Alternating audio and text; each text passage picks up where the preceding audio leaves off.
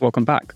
Today I'm going to be bringing you my final position ranking for the 2025 NFL Draft, and that's running backs. If you do enjoy the content, please consider liking and subscribing as it greatly supports the channel, and we'll kick things off with my number 10, Dylan Sampson out of Tennessee. This is a prospect who is much higher on draft boards than I could wrap my head around until I realised he had 1,488 rushing yards and 22 rushing touchdowns in the SEC, so people are immediately thinking of him as one of the main backs in this class. He also just ran the ball more times than most prospects in this video, so he is going to have more yards, more touchdowns, and more fumbles. He had 4 fumbles, which isn't ideal, but again, a lot of it's just more volume. He has good speed and he's patient, although a lot of the time I felt he was being too patient and not just hitting the holes the way he'll need to in the NFL. He does pass block really well, so I think he has a role as the second or third back on a team who you like having in the rotation because you can bring him in on third down, but I just didn't see anything that made me think he has a chance to start, and I probably wouldn't really want him to be the second running back on my depth chart either. At number 9, I have RJ Harvey out of UCF. I think Harvey is an example of a back who is a lot more exciting in college than in the NFL.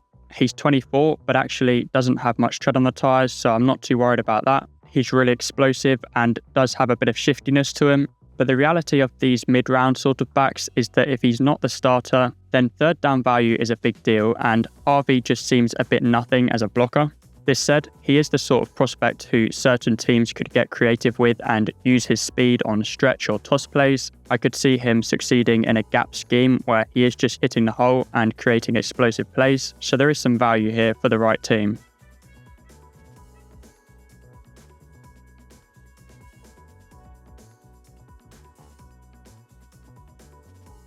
At number 8, I have Caleb Johnson out of Iowa, and this is where this class shows its greatness because I love Caleb Johnson, but there's a lot of great backs in this class. Johnson had great production in college, so gets a bit overrated, and I end up low on him by having him here at 8. I think this is a very team-specific prospect. If your offensive line isn't that great, then don't draft Johnson. He doesn't have that shiftiness or explosiveness to make something out of nothing, but if you have a great offensive line and you run a zone scheme, Johnson has impeccable patience and vision. He can just sort of flow with the rhythm of what's happening in front of him, fill the holes like water, but he doesn't provide much third down value and just isn't that physically gifted.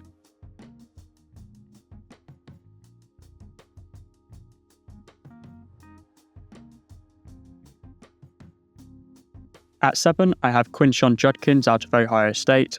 Judkins is an explosive weapon that you draft to add another dynamic to your offense. I thought his vision was okay, but a bit chaotic. I think in the NFL, he needs to be a bit more head down, see the gap and go. His contact balance I also found a bit inconsistent because he breaks tackles just with his explosive nature. But there are also times where he goes down really easily. Again though, he's just a weapon. He's great on third down, breaks tackles, he's explosive, adds another element to your offense. My number 6 is Damian Martinez out of Miami, who is getting completely underrated. He was used in a committee of backs, so his production isn't on the level of others in this video, but I don't understand what there is to not like about Martinez. He's not the most explosive, but he is dynamic. He has this shiftiness to him. I think his vision is great, but he doesn't overcomplicate it. He is hitting his spot with a vengeance, and his average yards after contact was higher than anyone in this video, barring Ashton Jeanty. I only have a third round evaluation on him because there's so many good backs in this class that I don't really see the point in drafting one in the second round, unless they really are a difference-making type of talent.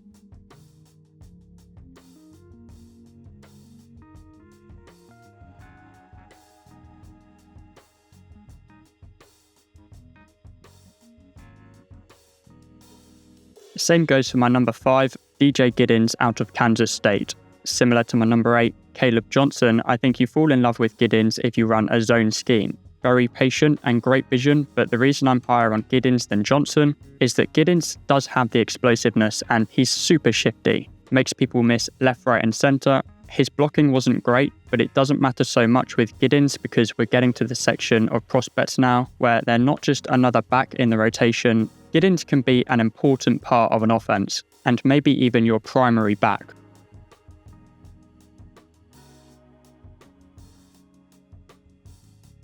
My number 4 is Cam Skattebo out of Arizona State, who had a huge year in terms of production last season. The only thing that really holds him back is that he doesn't have the high-end speed, but super physical and shifty. He has very creative vision.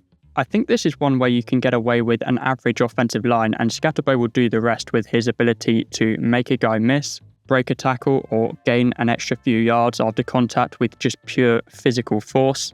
He could definitely be the primary back in an offense, but I think he would be especially nice to have as not even the secondary back necessarily, but just a complement to someone a bit more explosive. Like maybe the Ravens. Derrick Henry obviously does wear down a defense with his size, but he's actually more of a straight line runner who creates explosive plays. Skattebo could share the workload, come in on 3rd or 4th down because in short areas he's obviously very effective. But on passing plays, he's a great blocker and receiving back as well. That's the sort of scenario where I think Skattebo would be really valuable. At number 3, I have TreVeyon Henderson out of Ohio State. The only real concern about Henderson is that he does have a bit of injury history, but he was fully healthy this season and definitely proved his worth.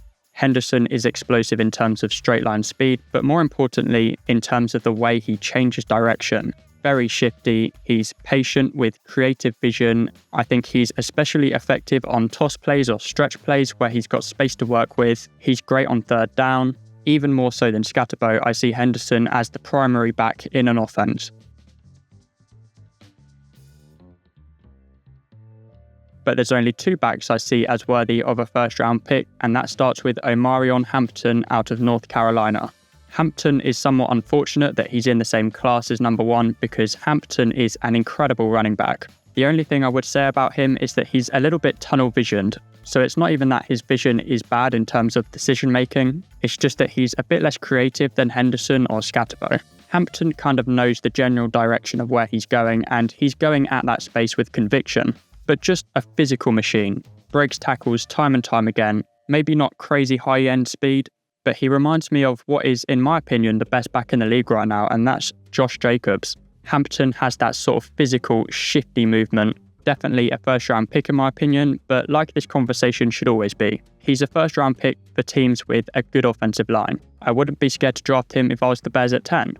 The Bears have built a great offensive line, and you could see them building a really strong running game with Hampton, making teams stack the box and give Caleb Williams a bit more of a chance. But at number 1, it's Ashton Jeanty out of Boise State, and I almost don't know what to say about him because I'm sure you've heard it by now, and the hype is real. He's only 5'8" and playing lower competition, but forget about it. The guy is special. There's a reason that defenses were stacking the box to stop him in such a blatant way. He's so dynamic, so tough through contact, broke tackles at a historic rate. He's the real deal. I think the Pats at 4 feels so early, but so does drafting Will Campbell in my opinion, and Jeanty could be the Derrick Henry to this new variable offense. Maybe the Jags at 5, but if I was the Raiders at 6, this would make the Raiders dangerous because they have a really good offensive line, especially in terms of run blocking. You add Ashton Jeanty to the mix, and I think you have a running game that competes with Saquon Barkley and the Eagles, I really do. But as long as he avoids the Giants, Ashton Jeanty has the talent to make it work wherever he lands. So an excellent class overall.